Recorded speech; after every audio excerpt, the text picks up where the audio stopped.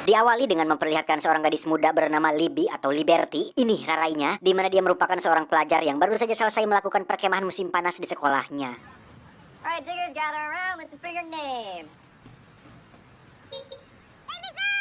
Tak lama dia pun dijemput oleh sang ibu yang cukup cumentil. Ini orangnya, katanya beliau baru saja mengecat rambutnya dengan warna pirang, di mana rambut asli mereka berdua sebenarnya adalah berwarna merah, atau Anda mungkin tidak asing lagi dengan istilah redhead, tidak pakai trisam, dan kita bisa melihat itu pada foto mereka berdua yang tergantung di mobil saat Libby masih kecil. Hi, Mr. Red. Boo, you're no fun.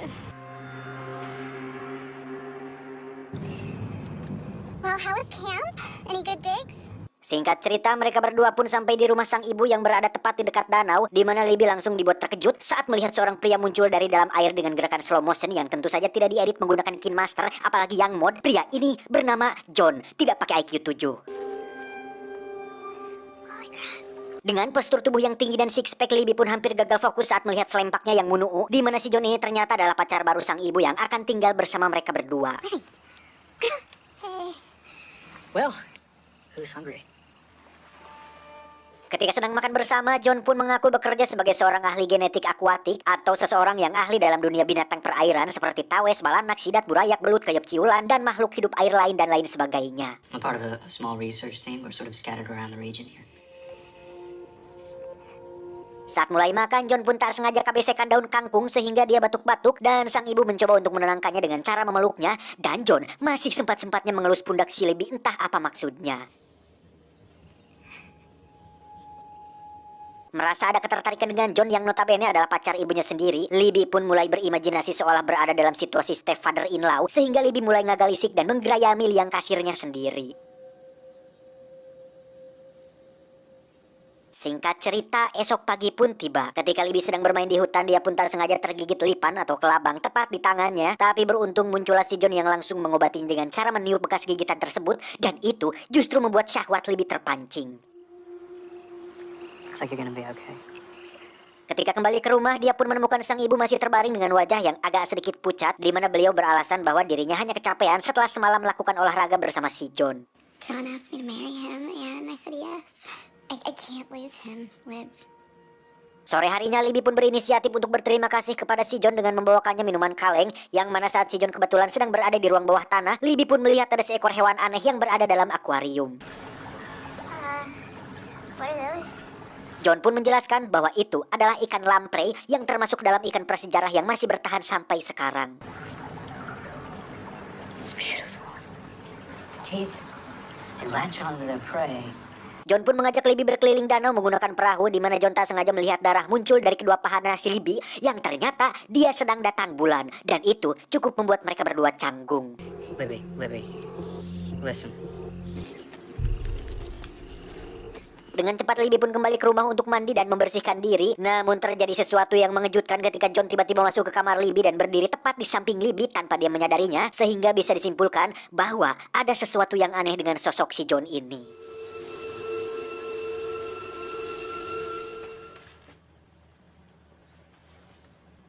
Singkat cerita, malam pun poek. Libby pun tak sengaja terbangun di tengah malam oleh sebuah cahaya merah yang muncul dari danau, di mana Libby langsung dibuat terkejut ketika melihat si John berjalan masuk ke dalam sumber cahaya tersebut. Namun saat Libby menghampirinya, si John tiba-tiba sudah berada di belakangnya. Libby?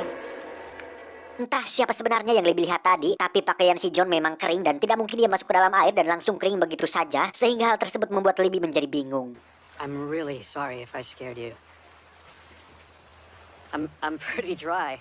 Esok paginya Libby pun menemukan sang ibu tengah utah-utahan di kamar mandi, di mana Libby menganggap bahwa mungkin bundanya sedang hamil, sehingga dia memutuskan pergi ke apotek untuk membeli tes pack. Dan lagi-lagi terjadi sesuatu hal yang mengejutkan ketika Libby melihat si John tengah berjalan bersama wanita lain. Entah pria itu memang si John atau hanya mirip saja, tapi saat pulang ke rumah, si John ternyata masih bersama ibunya di kamar, sehingga Libby berpikir bahwa pria tadi mungkin hanya mirip saja dengan si John. If you need me, just yell. Will do. Saat malam harinya, Libby pun tak kuasa menahan keresahannya terhadap keberadaan si John yang semakin aneh, di mana terjadi perdebatan antara ibu dan anak yang membuat Libby harus mendapat cabokan dari ibunya sendiri. He loves me, after all. How dare you? He's not normal. Tepat saat tengah malam, Libby pun mendengar suara aneh dari kamar ibunya yang saat dihampiri ternyata mereka berdua sedang berolahraga. Tapi yang membuat Libby terkejut adalah saat melihat punggung si John yang muncul berupa ruas-ruas aneh dari dalam kulitnya, sehingga Libby yang ketakutan memutuskan untuk kembali ke kamarnya.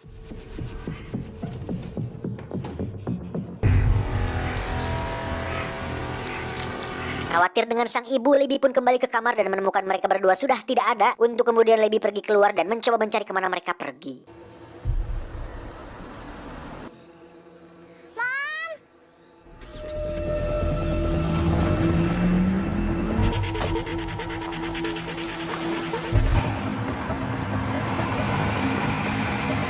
Setelah mobilnya terperosok dan justru menemukan benda aneh di dalam air yang entah apa itu, Libby pun masuk kembali ke dalam rumah dan pergi ke ruang bawah tanah yang akhirnya sang ibu ditemukan dengan kondisi sudah terikat tepat di dalam akuarium milik si John. Saat sedang mencoba melepaskan ikatan sang bunda, tiba-tiba terdengar suara yang membuat Libby langsung bersembunyi, di mana itu adalah si John yang baru saja muncul untuk kemudian mendekati bunda yang sedang melahirkan sesuatu dari dalam liang kasirnya.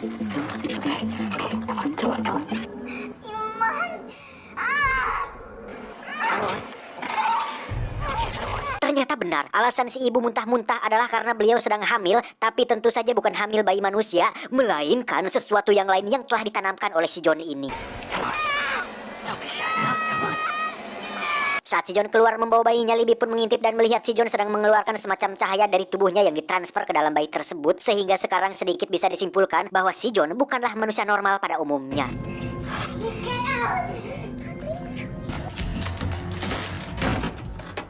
Libby pun dengan cepat menghubungi 911, namun saat sedang menjelaskan situasinya, muncullah si John yang langsung mencekik Libby, di mana saat mulutnya dibuka, muncullah lidah aneh yang panjang, sehingga bisa dipastikan bahwa si John adalah spesies alien yang mengambil rupa seperti seorang manusia. He did say I was a little weird. Beruntung tangan Libby berhasil menggapai sebuah ember berisi garam, di mana hal itu merupakan kelemahan si John yang membuat dia terluka dan pergi dari sana. Libby pun segera melepaskan ikatan sang bunda dan membopongnya untuk keluar dari tempat itu, tapi karena kondisinya semakin melemah, sang bunda akhirnya tumbang yang membuat mereka berdua berhasil ditangkap oleh si John. Saat sadar, Libby sudah dalam keadaan terikat di sebuah ruang kosong, di mana Libby dan kita semua akan kembali dibuat terkejut ketika melihat si John. Ternyata ada banyak sekali, mereka seperti sebuah tim yang hanya beranggotakan satu orang tapi tersebar di mana-mana. Si John yang sudah terluka dari tadi pun mendekati Libby, kemudian memaksanya buka mulut, di mana si John mengeluarkan benda bersinar dari tubuhnya yang langsung dipindahkan ke dalam tubuh Libby.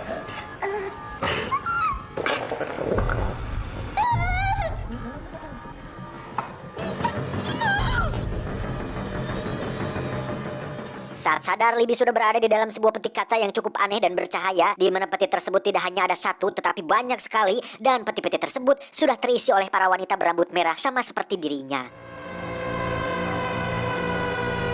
Perlahan peti tersebut pun mulai terisi air, di mana Libby berusaha untuk menahan nafas sekuat mungkin, tapi saat dia sudah tak tahan, ternyata Libby bisa bernafas dalam air tersebut, yang bisa dipastikan itu bukanlah air biasa yang seperti ada di planet bumi, yang ada manis-manisnya gitu. Tamat, ending yang cukup membagongkan. Jadi, siapakah sosok si John? Si John ini merupakan spesies alien dari planet lain yang mengambil bentuk seorang pria tampanan gagah yang sengaja seperti itu agar bisa memikat beberapa wanita untuk dijadikan alat dalam mengembangbiakan spesies mereka. Dan sudah jelas bahwa tujuan para alien ini datang ke planet bumi adalah untuk berkembang biak, sehingga saat populasinya semakin banyak, maka spesies alien tersebut akan menguasai dunia alias planet bumi. Dan jika kita lihat di adegan ending, terdapat beberapa wanita berambut merah alias redhead yang berada dalam peti alien, yang sepertinya para alien ini memang mengincar wanita dengan gen rambut merah karena mungkin gen tersebut cocok untuk dijadikan alat memproduksi bayi-bayi alien tersebut. Dan seperti yang sudah saya terangkan di awal film, warna rambut Libby dan ibunya aslinya adalah merah, namun karena terlalu cumentil, mereka pun mengecat rambutnya menjadi pirang. Dan kenapa si John ada banyak? Itu karena mereka adalah cloningan, di mana alien tersebut hanya meniru satu subjek, yaitu si John, yang mungkin si John asli sudah tewas sejak lama, dan yang kita lihat sepanjang film tidak lebih hanya cloningannya saja. Clear ya, semuanya sudah jelas. Jadi pesan yang bisa kita ambil dari film ini adalah waspadalah dengan stepfather, apalagi pakai in-law. Wow.